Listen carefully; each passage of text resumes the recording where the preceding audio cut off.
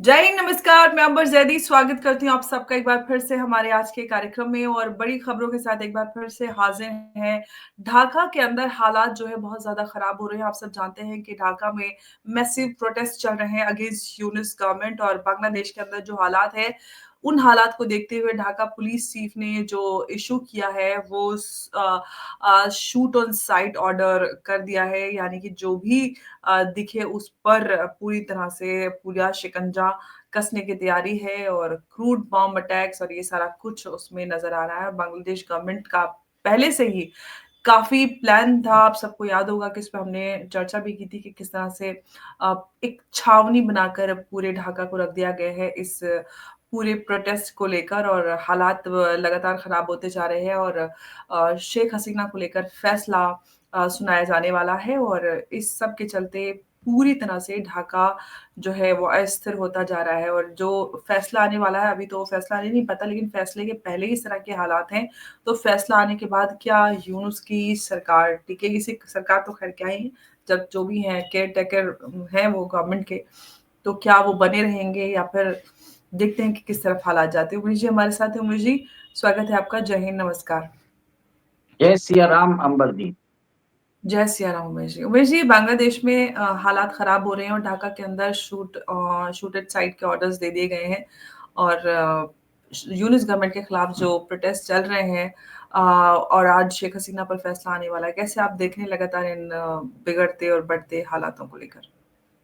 देखिए, जो इंटरनेशनली एक बहुत बड़ी न्यूज़ चल रही है कि इसको बोला जा रहा है ढाका वर्डिक्ट, जो आज हुँ, प्रोनाउंस होने वाला है और इसके अंदर शेख हसीना हुँ, चार्ज्ड है। उनके होम मिनिस्टर जो थे हुँ, असादुद्दीन खान कमाल, वो एक चार्ज्ड है। उनको ऊपर एक इल्ज़ाम लगाया है कि ढाका के अंदर जो लास्ट ईयर प्रोटेस्ट हुए थे, स्टूडेंट लेड प्रोटेस्ट, हुँ, जिसमें 1400 डेथ हुई थी, इसके ऊपर पूरा एक तरह से चार्ज कर दिया है हुँ, शेख हसीना को। और आप ये देखिए कि ये जो ट्रायल हुआ हुँ, है, उनके प्रेज़ेंस में नहीं हुआ है। अब उनके प्रेज़ेंस में हुए बिना इन्होंने एक तरह से वर्डिक्ट ये प्रोनाउंस कर रहे हैं। शेख हसीना आज इंडिया में है। हुँ, इंडियन गवर्नमेंट ने उनको सारे प्रोटेक्शन भी दे के रखे हैं, एक्सेस भी दे के रखा है मीडिया को। और उन्होंने भी आज एक ऑडियो क्लिप जारी किया है जिसमें उन्होंने बोला है कि ये जो इंटरनेशनल क्राइम ट्राइब्यूनल है, एक तरह से कंगारू कोर्ट है।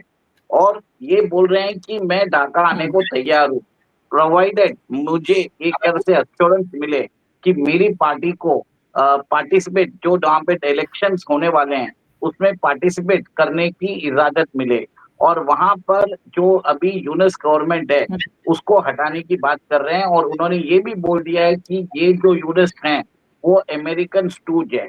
तो आप ये देखिए कि एक तरह से जो हुँ, तलवारें हैं म्यान में थी, वो निकल चुकी है। शेख हसीना ने इतने दिनों तक कुछ नहीं बोला है।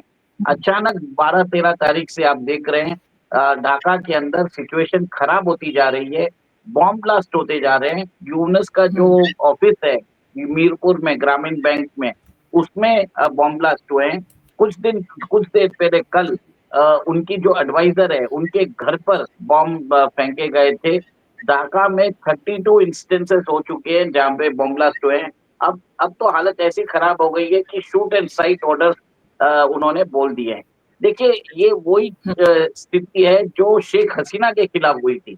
शेख हसीना के हुँ, तख्ता पलट से पहले शेख हसीना ने भी यही एक तरह से अपनी सत्ता बचाने के लिए उन्होंने भी ये ऑर्डर्स दिए थे। आज यूनस वही गलती कर रहे हैं। तो अब ऐसा है कि क्या डिफरेंस है बिटवीन शेख हसीना एंड मोहम्मद यूनस? ये बात हुँ, बांग्लादेश और इंटरनेशनल मीडिया में भी बात हो रही है। अब हुँ, सबसे बड़ी बात ये है कि अगर फैसला शेख हसीना के फेवर में नहीं आता है और वहाँ पर हुँ, उनको कन्विक्ट कर दिया जाता है, तो क्या होगा? हुँ, क्या शेख हसीना वापस आएँगी और भारत के ऊपर दबाव बनाएगी बांग्लादेशी सरकार कि आप शेख हसीना को हमको सुपुर्द कर दीजिए? क्या भारत ऐसे हुँ, करेगा? भारत के ऊपर दबाव बढ़ाएँगे और इंटरनेशनल जो कंट्रीज़ है, वेस्टर्न कंट्रीज़, वो कैसे रिएक्ट करने वाली है? सेकंड, ये देखने वाला बात है कि अगर ऐसे ही प्रोटेस्ट चलता रहा और वर्डिक्ट के बाद क्या एक तरह से सिचुएशन इतनी बदल जाएगी कि जो मोहम्मद यूनुस को भागना पड़े, ये भी एक तरह से बताया नहीं जा सकता, क्योंकि सिचुएशन इज वेरी वॉलेटाइल। और शेख हसीना के जो होम मिनिस्टर है, उन्होंने जो बांग्लादेश के जो आर्मी चीफ है वकारुज्जमान, उनको बोल दिया था कि he is an CIA agent. देखिए, सबसे बड़ी बात ये है कि भारत और शेख हसीना के रिश्ते बहुत अच्छे थे। शेख हसीना के रिश्ते सबके साथ अच्छे थे, तो वो बैलेंस लेके चलती थी। उन्होंने अमेरिका को बोल दिया कि हम आपको सेंट मार्टिन आइलैंड नहीं देंगे, हम आपको पोर्ट का एक्सेस नहीं देंगे। जब उन्होंने मना किया, तब बांग्लादेश के अंदर एक तरह से वहां पर उनके खिलाफ एक ऑर्केस्ट्रेटेड प्रोटेस्ट हुआ था, मतलब एक साजिश की तरह एक प्रोटेस्ट ऑर्गेनाइज किया था, और उस प्रोटेस्ट के अंदर उनको भागना पड़ा। उसके बाद तो आज बांग्लादेश की हालत एकदम खराब हो चुकी है। कहीं ना कहीं मुझे ये लग रहा है Bangladesh is just a chessboard. असली मकसद ये है अमेरिका की भारत को डिस्टेबलाइज किया जाए, और भारत का जो सिलीगुड़ी कॉरिडोर है और नॉर्थ ईस्ट में जो भारत की सेवन सिस्टर्स है, उसको भारत से अलग करने की एक तरह से कोशिश की जा रही है। और हुँ। इसी के लिए मोहम्मद यूनुस को उनको बैठाया गया, और वो जब चाइना और बाहर भी जाते हैं, उन्होंने ग्रेटर बांग्लादेश का मैप दिया, जिसमें जो सेवन सिस्टर्स है, हमारे जो सेवन स्टेट्स है, उसको वो बांग्लादेश का भाग बताते हैं। तो कहीं ना कहीं ये अमेरिकन गेम प्लान नजर आता है। It is a fight for between the democracy in Bangladesh and India versus evil designs of CIA, ISI, China, Turkey, इन लोगों के साथ मिलकर काम हो रहा है। और वहां पर अब जो लोगों का वजूद उमड़ रहा है, उनको समझ में आ गया है कि मोहम्मद यूनुस ने एक तरह से उनको छड़ा भी है। देखिए, सिंपल सी बात है, बांग्लादेश नेशनलिस्ट पार्टी जो शेख खालिदा जिया की पार्टी है, उन्होंने भी यूनुस को एक तरह से अक्यूज किया है। और जो स्टूडेंट प्रोटेस्ट थे, जो उन्होंने उस समय शेख हसीना के खिलाफ उन्होंने प्रोटेस्ट किया था, उन्होंने भी अपनी पार्टी हुँ। बना ली है, नेशनल सिटीजन पार्टी। वो भी एक तरह से अभी यूनुस के खिलाफ हो गए हैं। यूनुस चाहते ही नहीं है कि बांग्लादेश में इलेक्शन हो जाए, इसके लिए हुँ। वो वहां पर सत्ता पे काबिज रहने के लिए ऐसी सिचुएशन क्रिएट कर रहे हैं, ताकि देश का बंटाधार कर रहे हैं। देखिए, यूक्रेन में हमने देख लिया ज़ेलेंस्की क्या कर रहा है, सिमिलरली यूनुस जो है वो बांग्लादेश के अंदर कर रहा है। अंबर जी, सबसे बड़ी बात यह है कि जिस हिसाब से वायलेंस बढ़ रही है बांग्लादेश के अंदर, उनकी जो इकोनॉमी है वो एक तरह से प्रॉब्लम में आ चुकी है। शेख हसीना की रिजीम में 15 साल में बांग्लादेश की इकोनॉमी को फायदा हुआ था। उनकी जो पर कैपिटा इनकम थी $798 से $2400 हो गई थी। बांग्लादेश को एक तरह से टेक्सटाइल हब एक तरह से वो उन्होंने इस्टेब्लिश कर दिया था। आज ऐसी हालत है कि बांग्लादेश के पास ना तो वो पावर की सुविधा है, ना डीजल की सुविधा है, ना कपास की सुविधा है, ना पोर्ट और लॉजिस्टिक्स की सुविधा है, जो भारत ने उनको प्रोवाइड करके रखा था। कहीं न कहीं आप ये देखिए कि अगले साल तो गंगा वाटर ट्रीटी का भी रिन्यूअल आ रहा है। इसी कारण बांग्लादेश के अंदर एक तरह से अभी लोगों को एक तरह से डर सता रहा है कि मोहम्मद यूनुस अगर सत्ता में रहे और उन्होंने कभी अगर इलेक्शन नहीं कराया, तो उनको प्रॉब्लम आएगा। भारत भी वहाँ पर बांग्लादेश के अंदर तो एक इलेक्टेड सरकार के साथ नेगोशिएशन करना चाहती है। उनको यूनुस से मतलब भी नहीं है। कहीं न कहीं भारत ने उनको रिकॉग्नाइज़ भी नहीं किया है। तो ये हुँ। मेरा मानना है। अब ऐसा है कि सिचुएशन बहुत वॉलेटाइल हो चुकी है, आगे कैसे होगा वी डोंट नो। और ढाका के अंदर सिचुएशन, मतलब अभी शूट एंड साइट ऑर्डर्स दे दिए हैं, तो इसका मतलब ये है कि आप ये देख लीजिए कि क्या होने वाला है। एक और एक चीज़ है, खलीलुर रहमान जो बांग्लादेश के एनएसए है, वो अभी दिल्ली आने वाले हैं, दिल्ली आ चुके होंगे, और उनको अजीत डोभाल ने इनवाइट भी किया है। देखा जा रहा है कि भारत ने भी अपने जो गेम, अपना जो चेस बोर्ड मूव है, वो चालू कर दिया है। कि ऐसा नहीं है कि सिर्फ अमेरिका करता रहेगा और भारत चुप बैठेगा। भारत की हुँ। जो बाउंड्री है बांग्लादेश के साथ, 4,400 किलोमीटर की बाउंड्री है। कहीं न कहीं हुँ। Stability in Bangladesh is very much critical for economic growth of India also. US यही चाहता है कि वो ग्रोथ खत्म हो जाए, क्योंकि हमने क्या किया है मणिपुर के अंदर भी हमने, देखिए सब चीज हुआ था मणिपुर में। मणिपुर में जब से हमने वो पॉपी कल्टीवेशन के ऊपर बैन लगाया है, सारी प्रॉब्लम्स उधर से चालू हुई है। कहीं ना कहीं अमेरिकन फंडिंग जो टेररिस्ट ग्रुप को होती थी वो बंद हो गई थी। और उसके बाद नॉर्थ ईस्ट में इमीडिएटली आप देखें कि कुकू और मेटाई के बीच में प्रॉब्लम हुआ। फिर बांग्लादेश को ऐड किया गया। फिर वहाँ पर आप ये भी देखिए कि रखाइन प्रोविंस में भी प्रॉब्लम्स चालू हुए। और अमेरिका को सेंट मार्टिन्स आइलैंड भी चाहिए ताकि वो नॉर्थ ईस्ट में Christian independent Christian state establish कर सके। तो ये बहुत सारी चीजें आ रही है, तो देखने वाली बात है कि क्या होगा आगे। बिल्कुल, लेकिन सबसे बड़ी बात ये है कि अगर फैसला शेख हसीना के फ़ेवर में आता है या उनको पूरी तरह से एक्यूज़ नहीं माना जाता है, तो फिर मोहम्मद यूनुस की तो मुश्किलें बढ़ जाएँगी। क्या और ख़ास तौर से जो जनता की हम आवाज़ उठ रहे हैं, कहीं न कहीं मोहम्मद यूनुस के खिलाफ लोग उतर रहे हैं, तो ये जो सेंटिमेंट है, इसको कैसे मोहम्मद यूनुस बदल पाएँगे? देखिए अभी तक तो मुझे ये लगता है कि जो ट्राइब्यूनल कोर्ट है उसको एस्टेब्लिश किया था 1971 में, जो वॉर क्राइम्स हुए थे, जो हुँ, क्या उसके लिए एस्टेब्लिश किया गया था। इसको हुँ, शेख हसीना के खिलाफ करना एक तरह से जोक है। और हुँ, मेरा ये मानना है कि ये जो ट्राइब्यूनल है वो शेख हसीना के खिलाफ ही फैसला देने वाला है। और वो फैसला अगर दे दिया तो हुँ। बांग्लादेश में सिचुएशन और खराब होती जाएगी। लोग यहाँ तक बोल रहे हैं कि बांग्लादेश सिविल वॉर तक जा सकता है। और अच्छा। ये एक तरह से unstable Bangladesh is not in the best interest of India as well. इसलिए खलीलुर रहमान को भी बुलाया है और वहां पर स्मूथ ट्रांजिशन हो सके पावर का।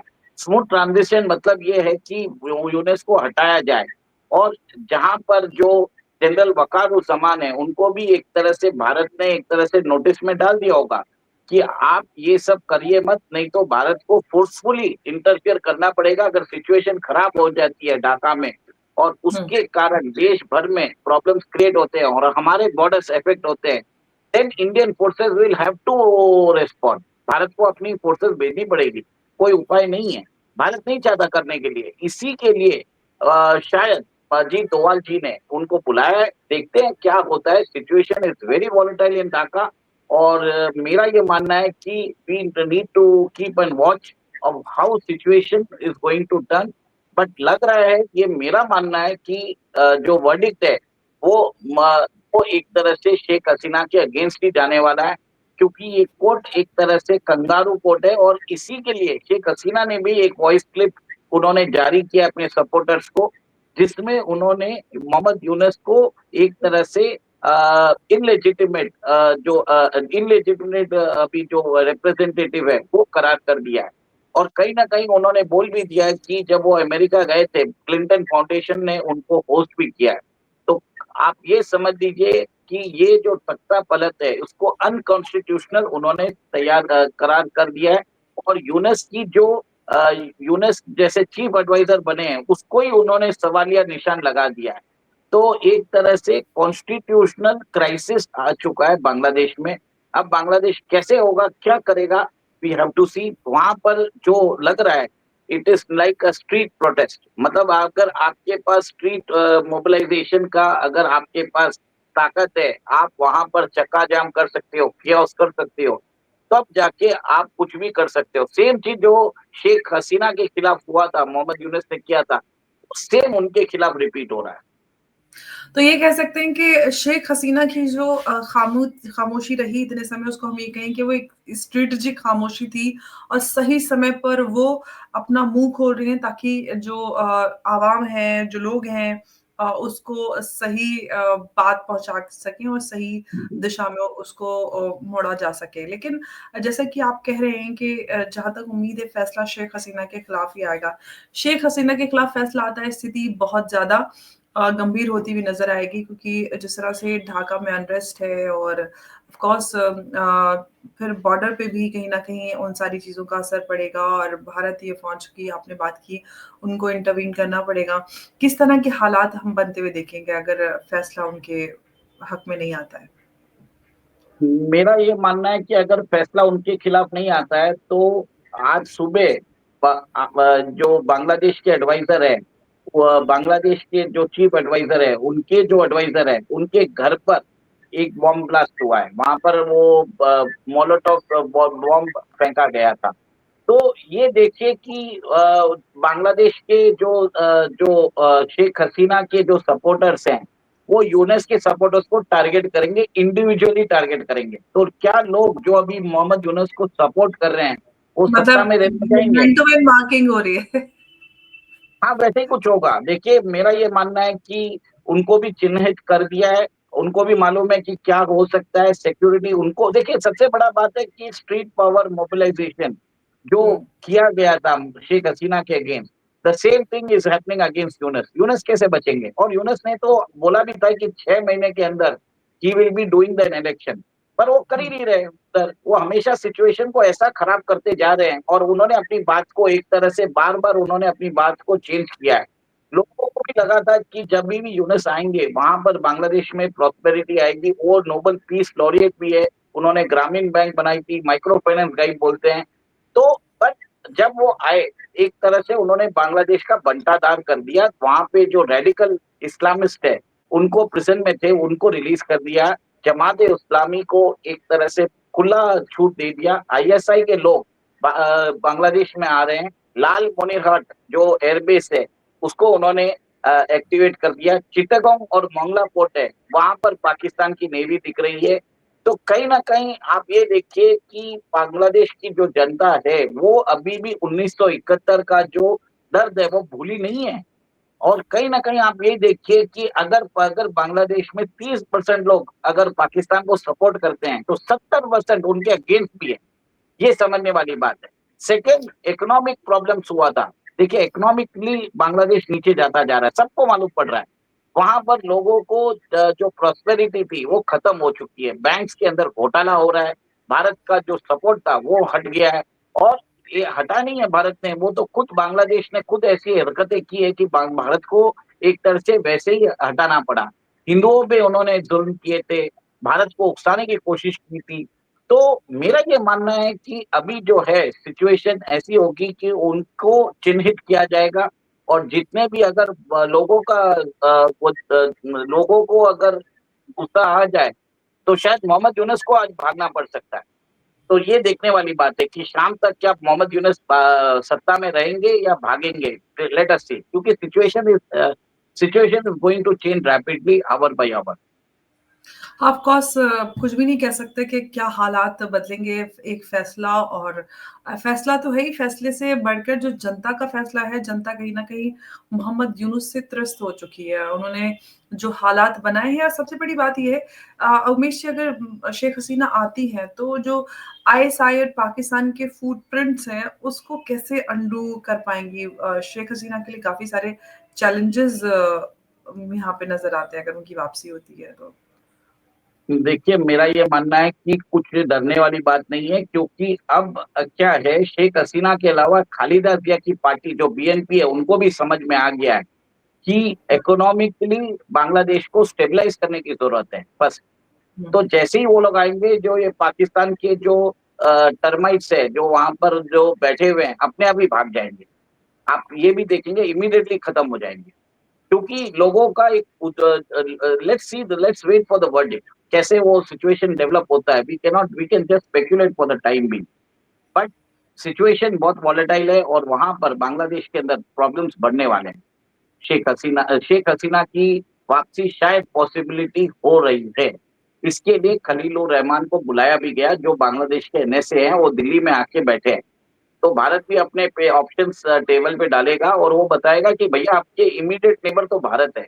आप कोई भी काम ऐसा मत करिए कि भारत की सॉवरेनिटी, भारत की सुरक्षा को लेके कुछ आप कॉम्प्रोमाइज़ कर पाओगे। क्योंकि बात जब भारत रिस्पॉन्ड करेगा तब आपकी कोई भी दरख्वास्त हम सुनेंगे नहीं। अभी तो हम रिएक्ट नहीं कर रहे हैं, पर जिस दिन हमने किया, 24 घंटे में हम ढाका में होंगे। जी, बिल्कुल और बड़े सारे अपडेट्स हैं और देखते हैं कि किसकी तकदीर में क्या लिखा है, शेख हसीना की वापसी होती है या फिर यूनुस का निकाला। उमेश जी बहुत धन्यवाद आपका हमारे साथ इस चर्चा में जुड़ने के लिए। नमस्कार, जय हिंद, जय भारत। जय सिया राम। जय सिया राम।